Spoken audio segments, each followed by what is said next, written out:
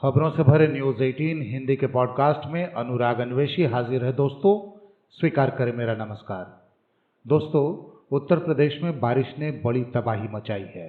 बारिश के कारण हुए हादसों में 50 से ज्यादा लोगों के मारे जाने की सूचना है। गुजरात में भूपेंद्र पटेल सरकार के नए मंत्रिमंडल का शपथ ग्रहण समारोह कल पूरा हो गया। पुराने मंत्रिमंडल के 22 मंत्रियों की छुट्टी कर दी गई है। केंद्र सरकार के 3 नए कृषि कानूनों को लागू हुए आज 1 साल पूरा हो गया है। इस मौके का विरोध करने के लिए शिरोमणि अकाली दल शुक्रवार को यानी आज काला दिवस मनाएगा। इन खबरों के अलावा आज के पॉडकास्ट में हम इलाहाबाद हाईकोर्ट के एक अहम फैसले की भी चर्चा करेंगे। साथ ही बतलाएंगे कि मध्य प्रदेश सरकार ओबीसी आरक्षण के मसले पर फिर क्यों मुश्किल में फंसी है और झारखंड व हरियाणा में स्कूल खोले जाने को लेकर सरकारों ने क्या फैसला किया है। फिलहाल आज की पहली खबर। उत्तर प्रदेश के ज्यादातर इलाकों में 2 दिन से हो रही मूसलाधार बारिश ने आम जनजीवन को अस्त व्यस्त कर दिया है। शुक्रवार सुबह भी प्रदेश के कई जिलों में तेज बारिश का सिलसिला जारी है। भारतीय मौसम विभाग ने शुक्रवार के लिए पूर्वी उत्तर प्रदेश में बेहद भारी बारिश की चेतावनी देते हुए रेड अलर्ट जारी किया है। पिछले 2 दिनों से हो रही बारिश से अलग अलग जगहों पर मकान ढहने और दीवारों के गिरने की खबरें आई हैं। इन हादसों में अब तक 50 लोगों की मौत हो चुकी है, जबकि कई घायल हैं। यूपी में भारी बारिश को देखते हुए योगी सरकार ने 2 दिन यानी 17 और 18 सितंबर को प्रदेश के सभी स्कूल कॉलेज बंद रखने का ऐलान कर दिया है। लेकिन 18 सितंबर को होने वाली यूपी बोर्ड की 10वीं और 12वीं की सप्लीमेंट्री परीक्षा के शेड्यूल में कोई परिवर्तन नहीं किया गया है। सप्लीमेंट्री परीक्षाएं पूर्व निर्धारित कार्यक्रम के अनुसार ही होंगी। परीक्षा संबंधी यह जानकारी माध्यमिक शिक्षा की अपर मुख्य सचिव आराधना शुक्ला ने दी है। गुजरात में भूपेंद्र पटेल सरकार के नए मंत्रिमंडल का शपथ ग्रहण समारोह पूरा हो गया।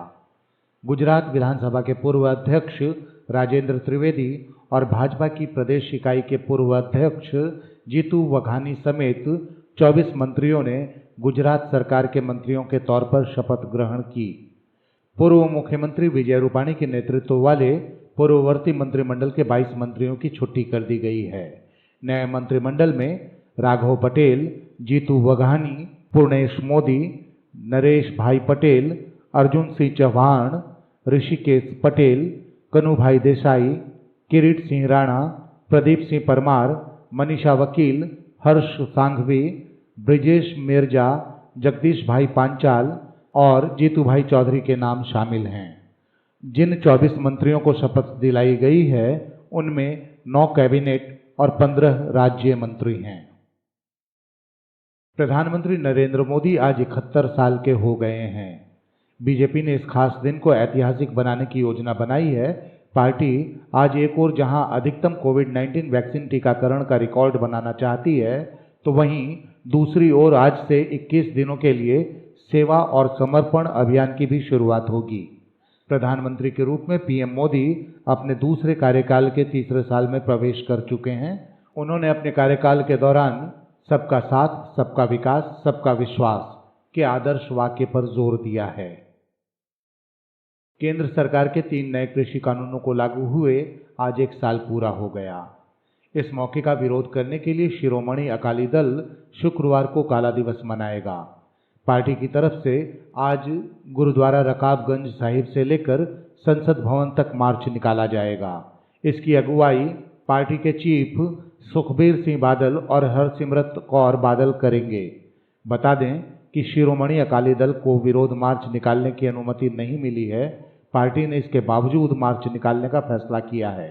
इसे देखते हुए दिल्ली पुलिस सतर्क हो गई है और उसने नई दिल्ली में धारा 144 लागू कर दी है। बता दें कि दिल्ली में आयोजित प्रदर्शन में भाग लेने के लिए गुरुवार को आ रहे पार्टी कार्यकर्ताओं को दिल्ली बॉर्डर पर सुरक्षा कर्मियों ने रोक दिया था। पंजाब नंबर की सभी गाड़ियों को बॉर्डर से लौटा दिया गया था। अकाली दल के कार्यकर्ताओं ने विरोध भी जताया, लेकिन सीआरपीएफ और दिल्ली पुलिस के जवानों ने उनकी बात नहीं मानी। ये खबरें आप न्यूज़ 18 हिंदी के पॉडकास्ट में सुन रहे हैं। इन्हें विस्तार से पढ़ने के लिए आप हमारी वेबसाइट hindi.news18.com पर जाएं। इलाहाबाद हाईकोर्ट के एक अहम फैसले से दूसरे धर्म में शादी करने वाले युवाओं को बड़ी राहत मिली है।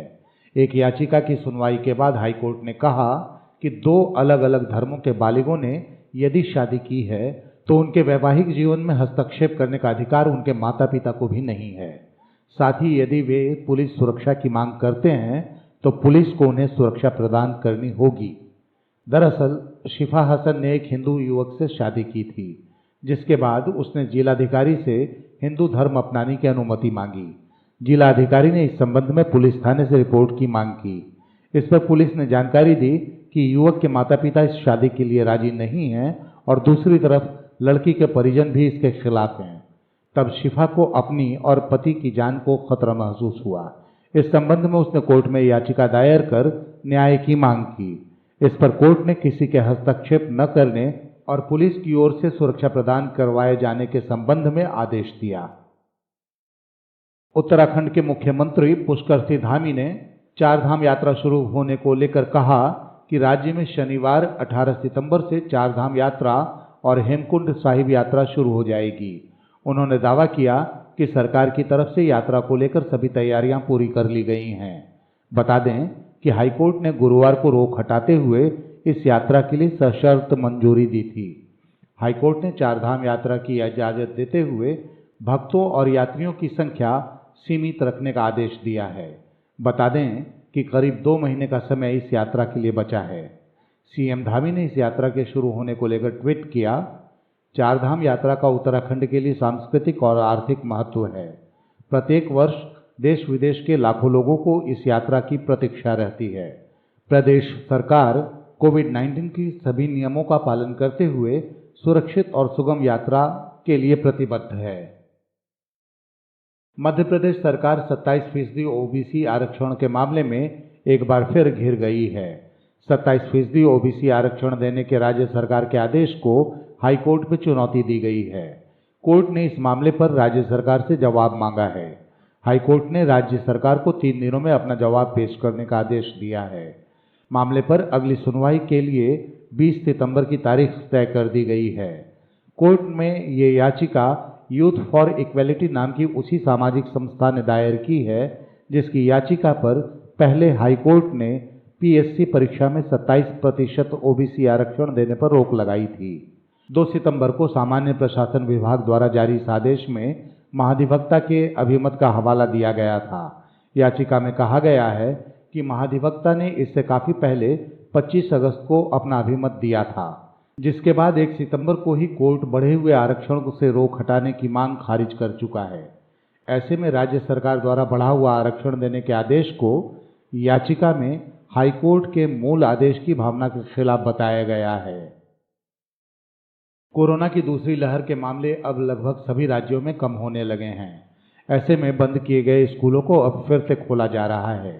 झारखंड के स्कूलों में कक्षा 6 से लेकर 8वीं तक की ऑफलाइन पढ़ाई 20 सितंबर 2021 से फिर शुरू होने जा रही है। इस संबंध में राज्य सरकार ने दिशा निर्देश भी जारी कर दिए हैं। इसी तरह हरियाणा के शिक्षा मंत्री कंवर पाल गुर्जर ने कहा कि हम 20 सितंबर से पहली कक्षा से तीसरी कक्षा तक के स्कूल फिर खोलने जा रहे हैं। बच्चों को कक्षा में बैठने की अनुमति तब मिलेगी जब उनके माता पिता से लिखित तौर पर स्कूल आने की अनुमति होगी। इसके साथ ही उन्होंने कहा कि अब तक हमारे 70% शिक्षकों का वैक्सीनेशन हो गया है। ये खबरें आप न्यूज़ 18 हिंदी के पॉडकास्ट में सुन रहे थे। इन्हें विस्तार से पढ़ने के लिए आप हमारी वेबसाइट hindi.news18.com पर जाएं। न्यूज़ 18 हिंदी के पॉडकास्ट में आज इतना ही। नई खबरों और नए अपडेट के साथ हम फिर मिलेंगे। तब तक के लिए अनुराग अन्वेषी को दें विदा। नमस्कार दोस्तों।